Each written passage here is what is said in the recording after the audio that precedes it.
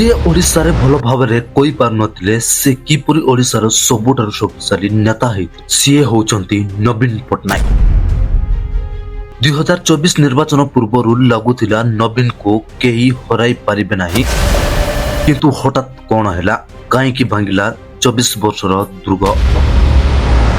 ओडिशा रो सबुठारु दीर्घ समय मुख्यमंत्री पर्यंत यात्रा नवीन पटनायक को जीवन कौनसी सिनेमा ठारू भी कम नुहे। 24 वर्ष रे गोटिए मुख्यमंत्री गोटिए राज्य, किंतु किपरि जने व्यक्ति एते दिन धरी ओडिशा रे राजनीति रे राज करिथिले।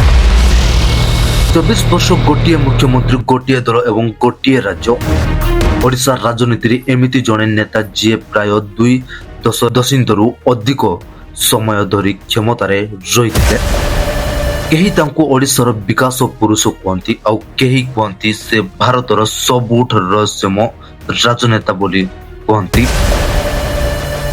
से मध्य खूब कम कथा कहती आउ खूब कम इंटरव्यू मध्य दियंती, किंतु निर्वाचन आसिले पुणी लोकंको भरोसा जितिनि। किए एही नवीन पटनायक कोन तांकर सफलतार रहस्य एवं 2024 रे काईकि भांगिला 24 वर्षर दुर्ग। आज जानिबा नवीन पटनायक संपूर्ण कहानी।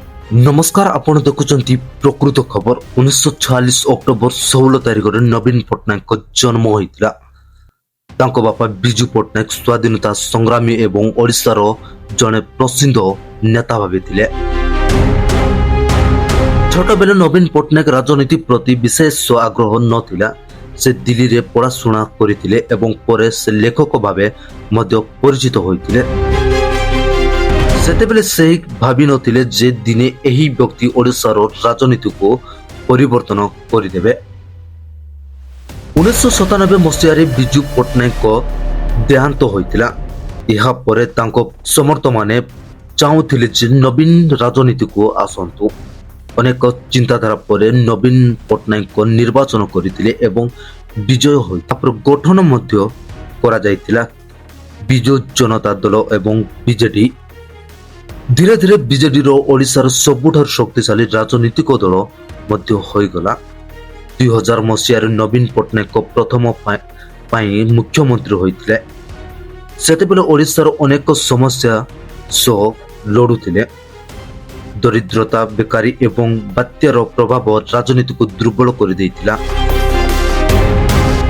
किंतु नवीन पटनायक को धीरे धीरे निजर चाप छाड़िबा आरंभ कले। महिला शक्तिशाली कारणरू संग्रामी विकास एवं विपर्य परिवेश चालन ओडिशार नुहा परिचित पाइबाकू लागिला।